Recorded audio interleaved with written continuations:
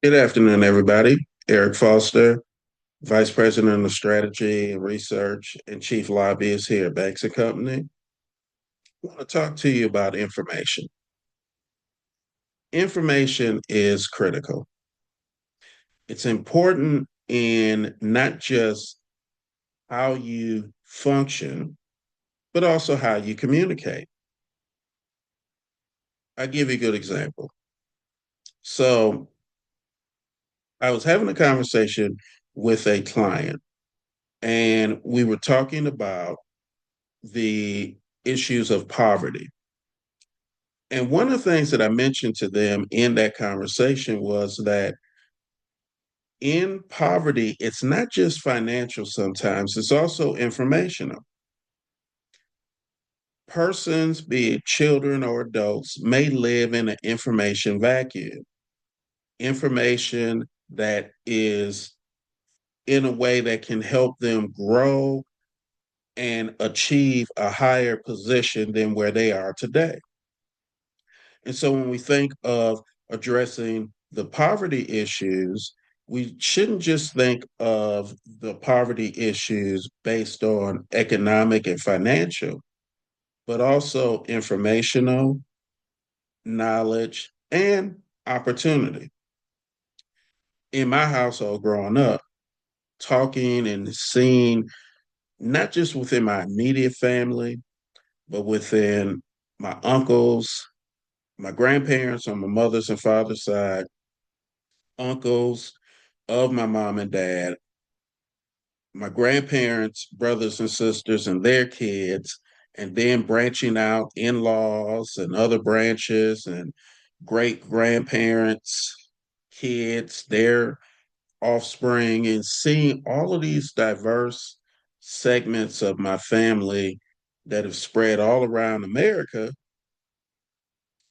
There was a way that we talked and information was communicated in the households. And so, based on that, there was a situation where it was like, okay, why did we have that sort of line of engagement and conversation and information flow versus in other households?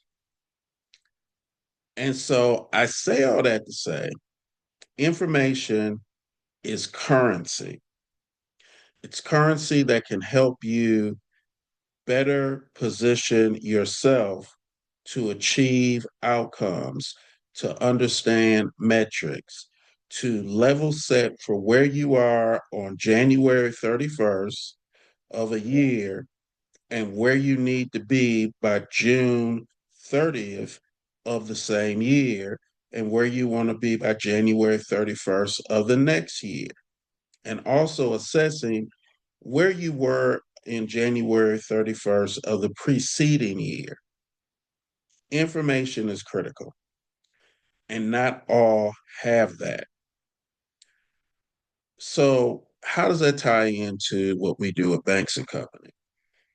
So, from a governmental relations and lobbying vantage point, we approach engaging the elected or administrative officials as customers. They are people that we have to understand and break down who they are as individuals. So we do deep research to understand their buying profile and persona, their engagement on different topics that relate to things that we're trying to communicate with them, to understand how best to communicate with them and move them through the buying process. It's a model that we've developed over the years, first looking at it from the lens of voting, but then extending it to the lens of all other actions, because every action that we do when it comes to interaction with people, ideas, products, goods, and services is a purchase. And there's a rationality and a functionality to how you get to your purchasing decisions. And if you're trying to advance public policy, if you're trying to advance appropriations to fund something, if you're trying to advance administrative rules or executive orders to address an issue, you need the stakeholders who actually can implement what you want to buy what you're communicating to them. It's a product in a sense, but you also have to understand who they are and how to best engage and connect with them. That's information. Remember, I said information is currency. That's the first step. Then the second step of information is gaining out what you're asking for and how it fits within the statutory, appropriations, or regulatory environment. So here's what I mean. If you want a bill introduced that's going to create a new law, that bill does not sit in a house by itself. So it's not like you've got a massive land, and in that massive land, you're just going to build one house, and that house is going to be by itself. No matter how big it is, there's not going to be another house for a mile north, south, east, or west. It doesn't work like that. That bill that you want to turn into a new law is going to sit in the middle of a whole community with other houses, maybe some retail businesses, a major thoroughfare, some strip malls, some parks, etc., a couple schools, maybe an elementary and a high school and a middle school. That means that it's going to interact with other existing laws. So you need to understand how what you're proposing fits in that neighborhood. And you can't just understand it from the framework of bullet points of an idea. Your team, internally or externally, if you hire governmental relations and public policy or lobbying firms, needs to be able to understand how to write the bill in a way that fits into that neighborhood and also addresses any concerns because you may have some that are skeptical of that bill moving into that neighborhood and raise concerns based on a myriad of things, either constitutional or statutory or judicial precedent, etc. You need to go in prepared not only with your draft bill, but with your analysis of how it fits in the neighborhood, if there's any cost to it fitting in the neighborhood, and address any of the environmental considerations so that you make sure that it can fit in the neighborhood nicely with the other neighbor bills that is going to be sitting by, next to, across the street from, or the like. That's information, that's currency.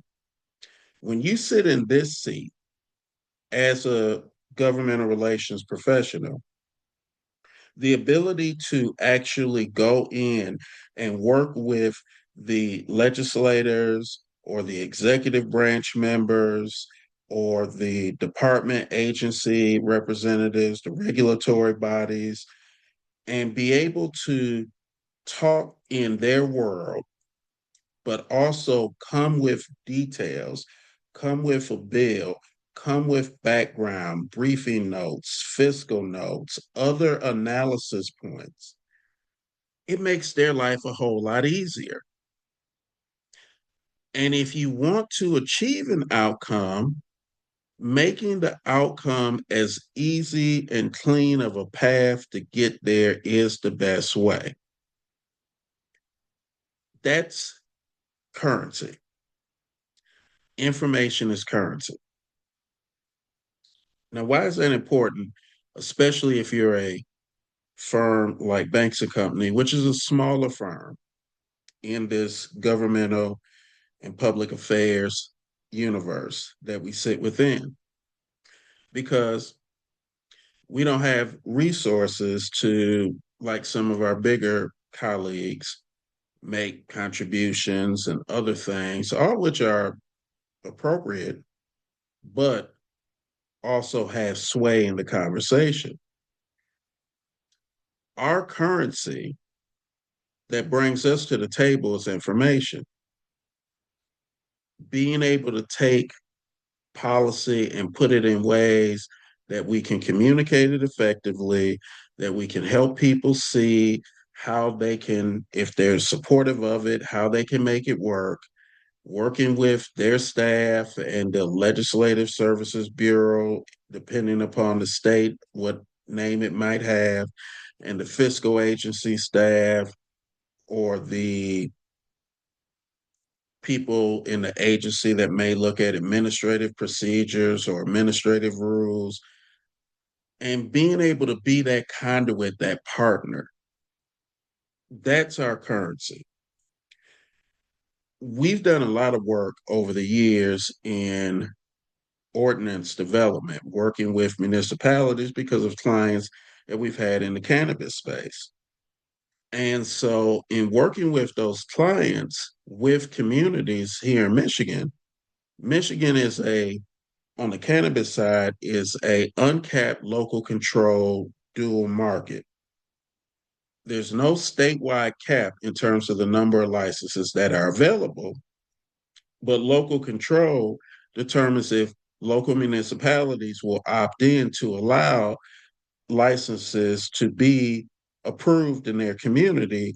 And dual market means not just adult use and medical, but also that your license approval is state and municipal. So there's duality. So you have to get entities to be willing to adopt an enabling ordinance to let you in.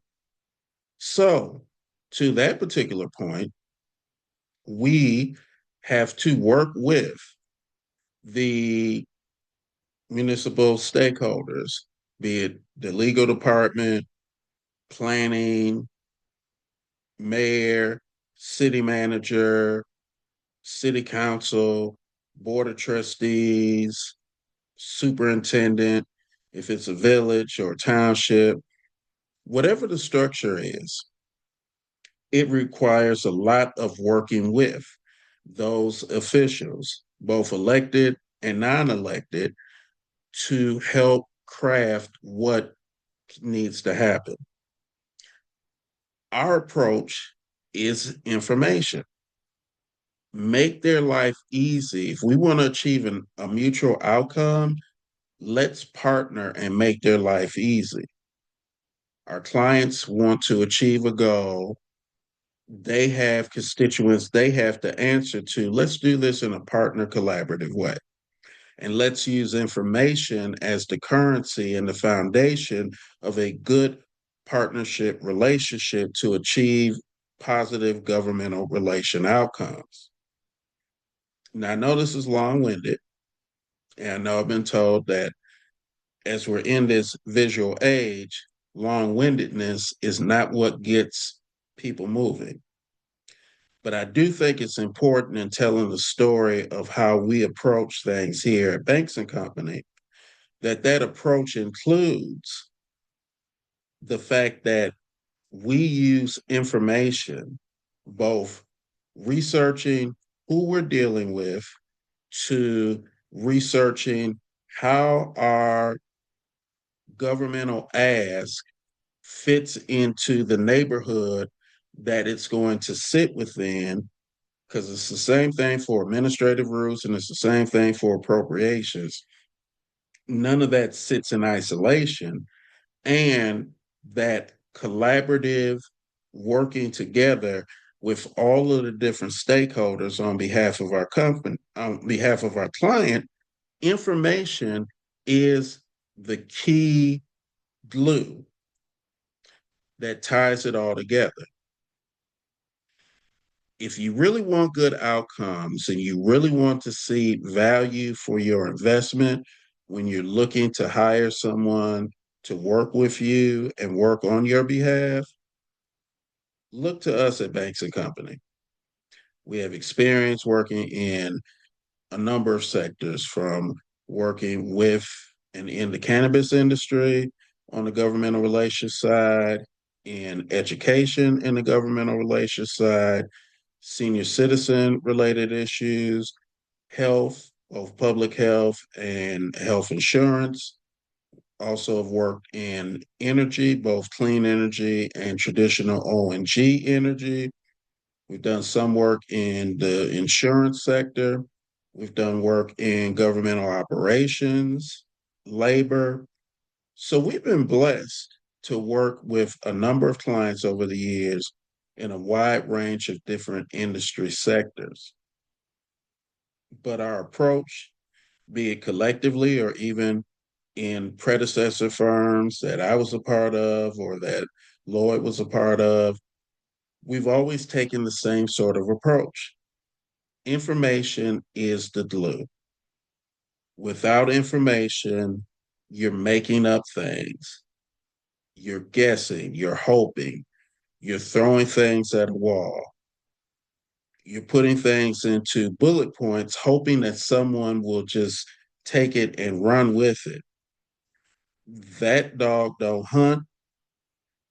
And going back to an earlier video I made, that leaves you at the stove in the kitchen waiting to get fed some pancakes. That is not how you get an outcome. The best way you get an outcome is what we believe is the approach that we have perfected and mastered here, with information as the key flowing tool that fits across all segments. So, if you're interested in learning more, please email me at eric@bankscompany.us, BANKS company, as you can see on the graphic behind me, or visit us at www.bankscompany.us, or check us out in our different social media platforms and pages on LinkedIn and Facebook, Threads, as well as on Instagram and the like. But we're here. We look forward to working with you. And remember, at the end of the day, it's not about even how much money you may have, it's about the information and how you use information effectively that can help you change your outcome and change your future. So, thank you.